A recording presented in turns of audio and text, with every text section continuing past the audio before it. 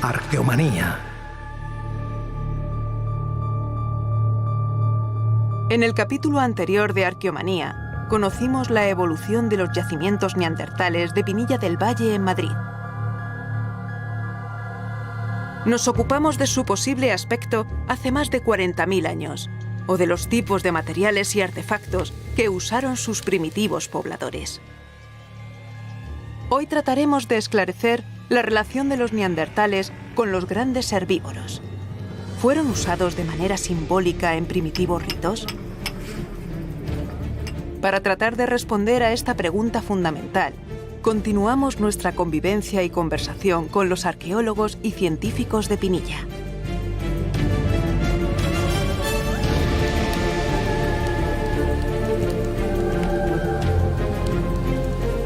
Los señores del Valle, segunda parte. ¿Pudo haber magia propiciatoria? Sí. ¿Pudo haber ritos iniciáticos? Sí, claro que pudo haberlos.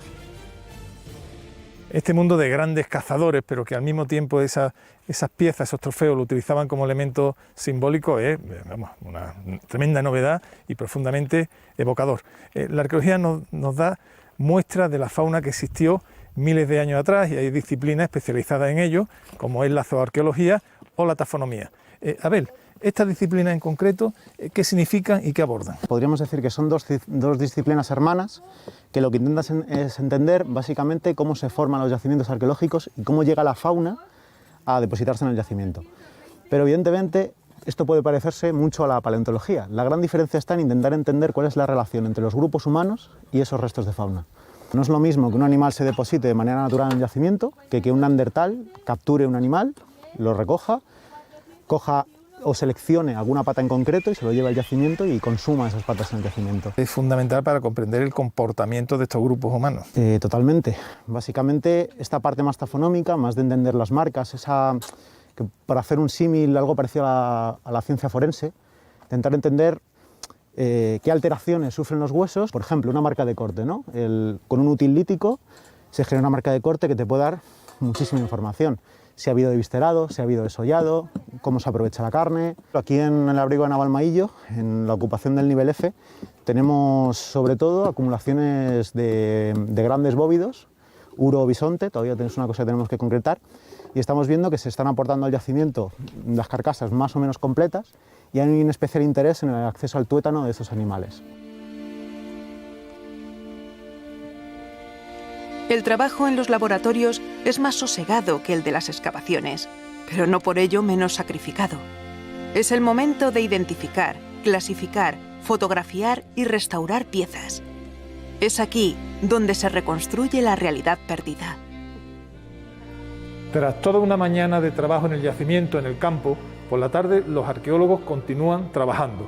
Y en este caso con una función tan importante como la primera, el trabajo en laboratorio.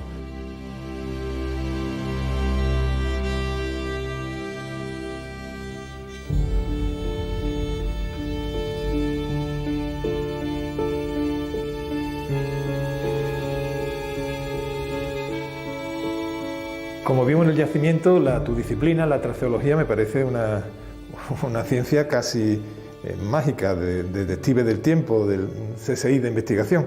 Por ejemplo, tengo en mis manos una lasca que viene descubierta, una lasca que fue usada hará por lo menos 60.000 años. Ahora mismo está cubierta por capas de tierra, una concreción, y tú realmente puedes saber para qué fue usada, si fue para cortar carne, con 60.000 años y llena de tierra, ¿lo puedes llegar a saber? Sí, lo puedo llegar a saber una vez que la prepare. ¿Y cómo sería la técnica? Cuéntame, porque me parece asombroso. Como es una costra de carbonato cálcico, esta costra se puede eliminar con ácido clorhídrico, ¿eh? Entonces aquí tenemos montado nuestro laboratorio de limpieza de las piezas, ni siquiera puedo estudiarla desde un punto de vista tecnológico. Entonces, bueno, pues tenemos aquí nuestro ácido clorhídrico, que disuelve esa concreción y me va a permitir después poderla estudiar, tanto al microscopio como desde el punto de vista tecnológico. Esperaremos un rato a que esa costra desaparezca y ya está. A continuación ese ácido, esos posibles restos de ácido, los vamos a eliminar pasándola por una base, que es hidróxido de sodio, y después se aclarará todo con agua destilada en la cubeta de ultrasonidos que tenemos allí, y ya tendremos la pieza lista para el estudio. ¿Los ultrasonidos qué función cumplen? Pues evitan que con la mano toques esa pieza y la puedas alterar. Es el agua, son los ultrasonidos, simplemente te eliminan cualquier tipo de residuo que tenga y no tocaríamos la pieza en ningún momento. Con lo cual llegarías a tener piezas tan limpias como esta. Como esa. Como este cuarzo blanco, prístino, ¿no? Sí. Realmente sí. Esta lasca viene del yacimiento de la Cueva Descubierta. Como todo el material que hay aquí es un material musteriense y es igual que el material musteriense del abrigo de Navalmaillo. Esto es una lasca simple que al final es el útil que más utilizaban. Esto es lo que más corta, tal cual sale del agua limpia. Estos filos lo pasamos por el microscopio óptico a unos aumentos de unos 200 o 500 aumentos. Y entonces miraremos todo el filo para ver si hay algún tipo de marca que nos indique qué tipo de actividad ha realizado. A veces solamente podemos saber el movimiento. Porque cada material genera un tipo de estría, supongo. Exacto, ¿no? exacto. O sea, no es lo mismo la madera que el cuero, que el vegetal, que la carne. Eso es. Y hay veces que la materia prima no la podemos conocer, pero sí el movimiento, porque las estrías es lo primero que tenemos. Entonces, si encontramos estrías con esta dirección, podemos pensar que esa pieza ha cortado. Si la encontramos en esta otra, pues seguramente ha raspado. Me ha llamado mucho la atención esta primera división que me has hecho. Sí. Aquí tendríamos lo que es Navalmaillo y aquí Descubierta. De simple vista, son lascas mucho más finas, tarea que se ve mucho más concreta y esto mucho más machacadores y demás. ¿Por qué esta diferencia? Pues porque son dos yacimientos completamente distintos. Las actividades que se realizaban en los dos eran completamente distintas. En el abrigo de Navalmaillo tenemos un lugar de habitación, es un campamento. Entonces en un campamento estoy haciendo todas las labores domésticas, pues de descuartizado, fileteado de las piezas que he cazado, Es por donde ejemplo. vivo, por tanto, la tarea de cocina exacto, propia o de curtido de pieles, todos aquellos objetos que hubiera de madera se trabajarían allí, por ejemplo, y tallaría también mis propias piezas allí. Y aquí, en la Cueva Descubierta, se ha realizado otro tipo de actividad, que no parece de tipo doméstico. Fíjate los núcleos, que es de donde yo saco las lascas, que son las que cortan al final de Navalmaillo, minúsculas, muy pequeñitas, para algo de mucha precisión, y fijaros un núcleo de la Cueva Descubierta, que obtenemos unas lascas muy grandes para actividades más expeditivas, digamos. Luego también otra cosa que diferencia a Navalmaillo de Descubierta, la presencia de yunques, por ejemplo, en Descubierta, y de percutores, que sirven para tallar, pero también sirven para machacar, como nos indican las marcas que encontramos. En el fondo, la visión neandertal del yunque y el martillo, ¿no? Exactamente. Tenemos una serie de marcas aquí que nos indican que hemos estado golpeando con esta cara plana.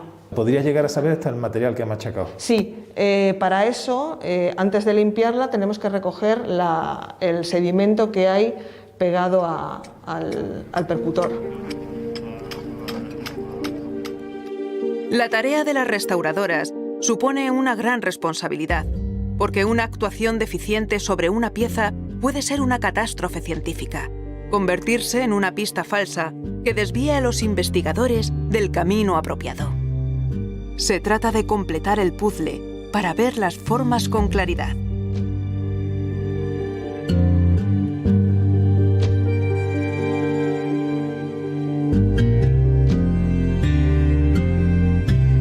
Veo que ya comenzáis a trabajar en el propio yacimiento, ¿no?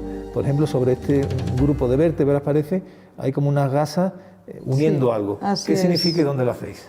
Bueno, pues aquí hemos decidido engasar en algunas zonas de estas vértebras donde aparecían fracturas diagenéticas y donde pues hemos visto que si no hacíamos esta intervención podíamos perder el material. Que eso lo hace en el mismo yacimiento, en al el mismo mismo tiempo que está yacimiento, excavándose. Exactamente, exactamente, y así logramos que la pieza salga en conjunto y pues nos llega a nosotras ya todo el material perfectamente consolidado y engasado. Con esto lo que conseguimos es que salga todo el fósil junto, aunque salga fragmentado, pero junto, y luego no hay que hacer un puzzle ni una recomposición en el laboratorio, sino que lo que habrá que hacer es terminar de limpiarlo, consolidarlo y devolverle a su forma primigenia. La primera tarea de restauración es la limpieza, ¿no? Te veo que estás limpiando la... Sí, estoy retirando aquí el sedimento y bueno, limpiando un poco pues, para ver bien la morfología de la vértebra y poder determinar qué tipo de vértebra es. Aquí ya la vértebra ya parece más limpia, la estás limpiando y veo como pequeños trozos de hueso. ¿Haces la tarea como de recomponer un puzzle para darle la forma final? Sí, más o menos. En este caso ya hemos retirado bastante el sedimento y estaba más o menos pues, como este estado que se ve aquí. ¿Qué pasa? Es lo mismo que está haciendo ya ahora. Como vamos quitando el sedimento, se va retirando y a lo mejor aparecen huesos que no se han visto en campo por la necesidad de extraerlo en bloque, y si no es de la vértebra, porque no tiene por qué ser de este puzzle, puede ser un hueso de otra cosa, se le da un registro nuevo y tal, y en este caso, este fragmento, sí es probable que sea de esta vértebra. ¿Qué material utilizáis? Los menos invasivos posibles, ¿no? Es decir, los menos agresivos, ¿no? Sí, intentamos todos los restauradores seguir el criterio de mínima intervención y mayor reversibilidad de productos, así que si se puede retirar el sedimento con agua.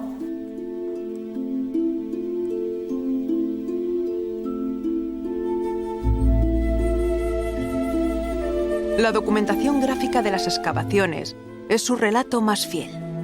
Hace unos años tuvimos la ocasión de mostrar el trabajo de Pepe Latova en el Museo Arqueológico Nacional. Pepe ha sido un caso paradigmático durante décadas. Hoy hablamos con Javier Trueba, otro maestro. Javier, una de las tareas más importantes dentro de un yacimiento es la de documentación. Tú has llevado esta responsabilidad en el yacimiento de Pinilla del Valle, sobre todo además en una forma muy innovadora que es no solamente fotografía, sino audiovisual. Cuéntanos un poco cómo has planteado tu trabajo a lo largo de la excavación. Empecé así hace 14 años aquí en Pinilla y cuando empiezas pues no sabes por dónde va a ir el yacimiento y un poco desarrollar el trabajo a medida que avanzan las investigaciones y las excavaciones. Y entonces cada vez exige más porque hay más yacimientos abiertos, más gente trabajando y más resultados. Entonces eso obliga un poco a estar en todos los sitios a la vez a lo largo de mucho tiempo, porque esta documentación se extrae a cuentagotas. ¿Cómo te planteas un día de trabajo ordinario, un día de excavación ordinaria en Pinilla?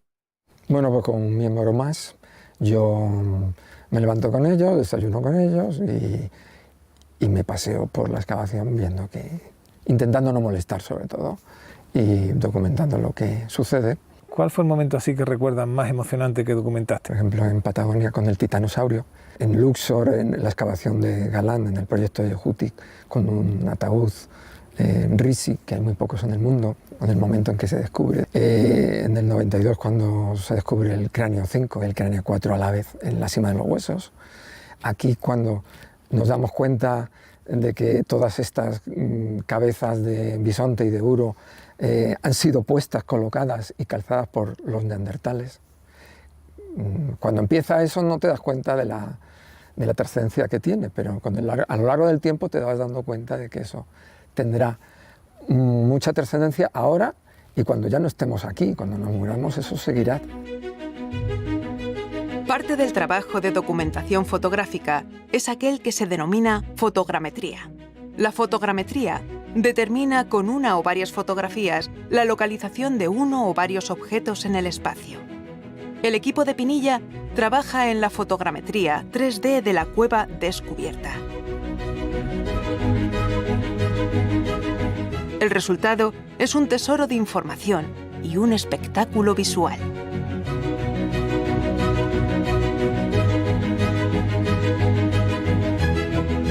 El susurro del agua en nuestros pies supone un auténtico canto a la naturaleza.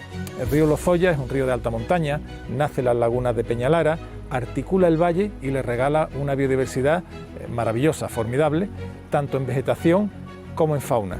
Este mismo río, limpio, prístino, puro, vio a los neandertales en sus orillas y muchas decenas de miles de años detrás, con esa misma pureza, nos ve a los humanos del siglo XXI. El mismo río para dos humanidades tan diferentes, pero al mismo tiempo tan iguales. Toda esta zona cercana al monasterio del Paular era el antiguo territorio de los neandertales. Las claridades de las tardes del verano invitan a recorrerlo. Aunque vamos en busca de los neandertales, no podemos dejar de admirarnos por la belleza y sobre todo la riqueza patrimonial del Valle de los Zoyas. Por ejemplo, tengo a mi espalda el monasterio del Paular, una antigua cartuja centenaria que inspiró durante el siglo XX a intelectuales y artistas. Y otro curioso elemento patrimonial es este puente de piedra de granito construido por los propios monjes cartujos para unir el monasterio con un antiguo molino de papel que estaba situado a esta margen del río. De ahí que este área se llame ahora mismo la finca de los batanes, por los batanes de aquel antiguo molino. Como todas las mañanas, antes de partir hacia la excavación, el equipo de arqueólogos se somete a una toma preventiva de temperatura. Hay que extremar las precauciones durante la pandemia. En la excavación de Pinilla del Valle se lava todo el sedimento. Todo, no una selección. Esto permite a los científicos detectar fósiles de micromamíferos, entre otras cosas. Es una estrategia de capital importancia.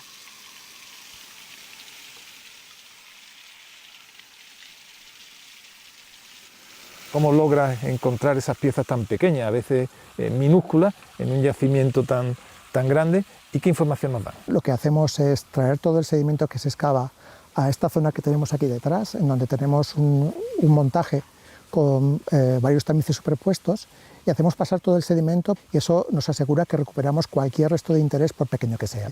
Una vez que lavamos todas las muestras, una vez que hemos quitado toda la arcilla y toda la arena que contienen los sedimentos, lo que nos queda es un concentrado formado por piedrecitas y fragmentos de huesos, de caracoles, de carbones, y lo que hacemos es la separación manual de esos restos a simple vista en el caso de las fracciones más gruesas y con la ayuda de binoculares en el caso de las fracciones más finas. Después del lavado, se realiza el triado. El equipo expurga los materiales en busca de huesos de micromamíferos y fragmentos de piezas mayores. Algunos animales vivieron en un tiempo que es perfectamente conocido por los científicos. Por eso, estos animales se usan como marcadores temporales. Es el caso del Mimomis sabini, una especie de rata de agua. En Pinilla se ha detectado este roedor, lo que abre la puerta a atrasar la antigüedad del yacimiento. Es una especie extinta de rata de agua que se ha encontrado, por ejemplo, en los niveles inferiores de los yacimientos de Atapuerca, en Burgos, en cronologías de hace más de 700.000, 800.000 años, y que lo hemos encontrado aquí. Aquí fue una sorpresa porque hasta ahora estábamos trabajando en sedimentos mucho más modernos, en sedimentos de 300.000 años como máximo. Encontrar un resto de esta especie significa que en algún punto del caldero en el que estamos trabajando hay sedimentos mucho más antiguos y probablemente podría haber asociados a esos sedimentos evidencias de ocupaciones de homínidos también de esas cronologías. Eso nos amplía enormemente las perspectivas temporales que tenemos en el estudio de estos yacimientos.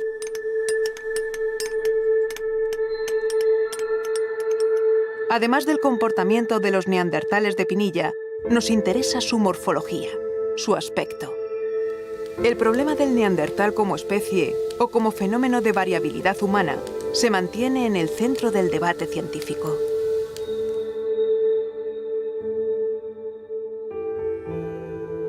Tenemos dos dientes humanos de neandertales en Camino, otros 2 en Buenapinta, y son 6 dientes infantiles en descubierta y un trocito de mandíbula también en descubierta.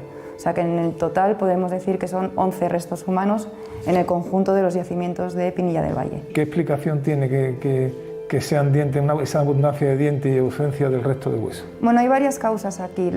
Tanto Camino como Buenapinta son determinados como cubiles de hienas. Entonces, en realidad, esos humanos que están en esos 2 yacimientos han sido cazados o correñeados por hienas. Entonces ellos arrastran sus carcasas y digieren los huesos. En cambio, lo que hay en descubierta es un poco diferente. Ahora estamos investigando y estamos juntando todos los registros para saber qué pudo haber pasado para que dientes de un individuo juvenil, infantil, un niño realmente de neandertal, aparezca en esos niveles, que es el nivel 5 de ese yacimiento de descubierta. Los dientes son la parte más dura de lo que sería todo el cuerpo humano, entonces por eso puede ser que se hayan conservado mejor que otros restos. También en descubierta lo que tenemos es que son bloques Entonces por esos bloques pudo haber percolado los dientes. Los dientes humanos son un filón para la información evolutiva si se encuentran bien conservados. Su forma sirve para identificar tipos humanos y si además conservan colágeno, puede extraerse de ellos material genético.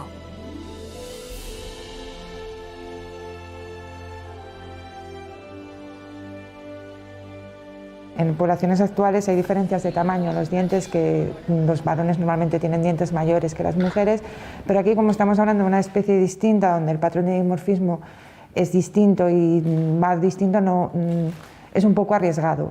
En el caso de los individuos adultos, los dientes están muy desgastados, lo que nos deja un poco de duda. No nos hemos atrevido a hacer un diagnóstico sexual. Y en el caso del individuo de descubierta, es un individuo infantil, e incluso en restos actuales, en estos individuos es muy difícil saber si eran niños o niñas, porque no están todavía completamente desarrollados. ¿Por el estudio de esos dientes se puede deducir qué tipo de alimentación tenían estos neandertales? Es un estudio que estamos llevando a cabo ahora mismo, tanto en los dos individuos adultos como en el individuo infantil. Estamos haciendo un estudio de microestriación en los dientes, viendo qué tipo de estrías hay, y nos van a dar una idea bastante fiable de la dieta. En principio, por tu conocimiento de este yacimiento y de otros, ¿la dieta neandertal sería fundamentalmente carnívora? Es una dieta bastante mixta, o sea, aprovechan bastante bien el medio que les rodea y tienen bastante aporte de carne, pero también tienen bastante aporte de vegetales. O sea, eran unos cazadores y recolectores bastante eficientes. Dependiendo de qué grupo de neandertales estés estudiando, lo que se ve son diferencias en la dieta que tienen en base al ambiente. Aprovechan lo que el medio les está dando en el momento en el que se les está dando.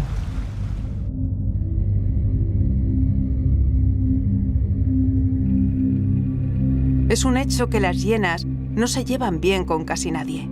Los humanos tampoco somos una excepción. Los neandertales de Pinilla, y quizás sus predecesores, fueron protagonistas de esta competencia feroz. O tal vez alternaron en el dominio de los cotos de caza.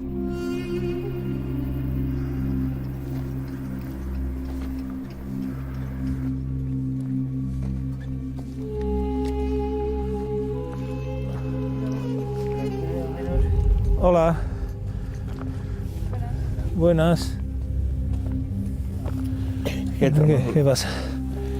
Pues aquí un fosilaco, no es una mandíbula, y hay que limpiarlo bien para ver qué carallo es. Ya está.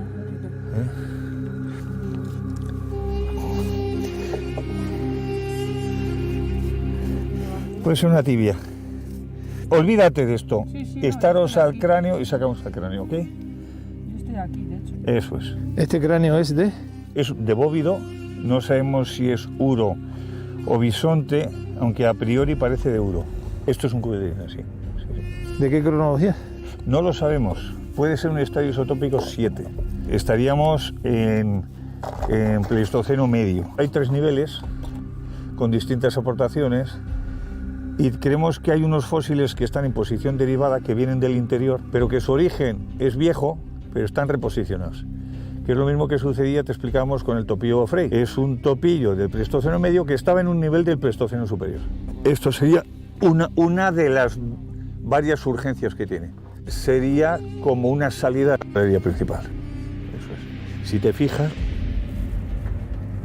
la anchura es relativamente pequeña, porque es desde aquí hasta aquí, mientras que hayas visto que tiene varios metros, Y esto es una ocupación previa a la de los homininos, y aquí están las hienas pues haciendo sus actividades con coprolitos, con restos de, sobre todo, de oso pardo bastante antiguo, y de lo que parece un Bos primigenius. Tendremos que limpiarlo bien y determinarlo. La resolución al gran problema. La respuesta sobre si los neandertales de Pinilla emplearon los cráneos de grandes herbívoros como trofeos o como ofrendas se dilucidará en el yacimiento conocido como la Cueva Descubierta. Vaya cambio que ha dado esta campaña de excavación, la cueva descubierta, ¿no? Una cueva que puede significar un cambio en la forma de entender el mundo neandertal, tiene una importancia internacional. ¿Cuál es el objetivo de este año y dónde habéis avanzado sobre todo? Esta campaña nos la planteábamos como una campaña de transición, donde no esperábamos grandes aciertos ni grandes éxitos, y sin embargo estamos muy satisfechos a mitad de campaña de excavación. Aquí hemos descubierto la sala de exhibición de trofeos más impresionante que hay de todo el orbe neandertal, y en concreto en este lugar lo que tenemos es el piso en el que entraron los neandertales. Los primeros trofeos los aportaron justamente sobre este suelo, con caída de plaquetas y con clastos procedentes del techo y de las paredes de la cavidad, y nunca hasta ahora se había visto con una claridad tan meridiana cómo era la forma exacta del recinto, que por eso lo bautizamos como la Monumental de Pinilla del Valle. ¿Cómo llegué a la conclusión de que es algo especial, de que no se trata de animales devorados, sino que de alguna forma esos trofeos fueron colocados aquí? Bueno, de entrada todos ellos son antrópicos y no tienen marcas de carnívoros, es decir, han sido aportados sin ningún género de dudas por los neandertales, y todos ellos han sido tratados con el mismo protocolo. A todos ellos, que en todos los casos son machos, y además solo los ejemplares de especies que tienen cuernos, que son rinoceronte, uro, bisonte y ciervo, no hay por ejemplo caballo al día de hoy. La zona que han respetado es justamente la que presentan los arranques, el arranque del nacimiento, de las astas y de los cuernos. Es algo muy impresionante, y además muchos de ellos están asociados con fuegos, que hay precisamente aquí, en un contexto muy especial, porque no es un contexto habitacional por parte de los neandertales. No tenemos documentada ningún otro tipo de actividad, salvo que los trofeos sí sabemos que los preparaban aquí dentro. ¿Cuántos trofeos han aparecido ya? ¿Cuántos animales? Llevamos ya 37 trofeos, sobre todo principalmente de bisontes. ¿Qué significa eso? Algo tiene que tener. Bueno, nosotros interpretamos que eso implica un reconocimiento al papel de la caza, y nos lleva a considerar que ha podido haber algún tipo de ritos que implican a su vez, por supuesto, capacidad simbólica, que es algo que a los neandertales se les ha negado prácticamente durante todo un siglo, pero con seguridad debió haber algún otro tipo de consideraciones. Esto implica un cierto estatus del cazador, desde luego, pero también podría implicar algún tipo de actividad en relación con lo que se conoce como magia simpática o magia propiciatoria, que es un rito muy frecuente en los grupos de cazadores-recolectores para favorecer la caza. Hay una voluntad expresa de manifestar un determinado poder del grupo respecto de los grandes herbívoros y su aprovechamiento. Pero seguramente hubo mucho más que no nos atrevemos a decidir. Si estos fueran cromañones, seguramente tendríamos el atrevimiento de hablar de un santuario y de ritos muchísimo más complejos. Pero estamos hablando de neandertales, y de neandertales de más de 40.000 años. Y por lo tanto, pues queremos ser prudentes en la interpretación. El equipo de Pinilla del Valle, codirigido por Enrique Baquedano y Juan Luis Arzuaga, ha demostrado con pruebas materiales que los neandertales que poblaron estos abrigos y cuevas hace unos 50.000 años acumularon cráneos de grandes presas con una intención, probablemente ritual. La apertura a una mente simbólica en los neandertales da así un paso adelante, un gran paso. Lo tiene todo esta cueva, es un sueño, esto es el sueño de un arqueólogo. Abandono ya el yacimiento y la verdad me voy muy impresionado, ¿no? Es la cuarta vez que lo visito y cada vez pues, me gusta más, porque cada vez arroja mayor información y más sorprendente. Estaremos muy pendientes a lo que se descubra esta campaña, y sobre todo esperamos regresar el año que viene, porque seguro nos dará nuevas sorpresas.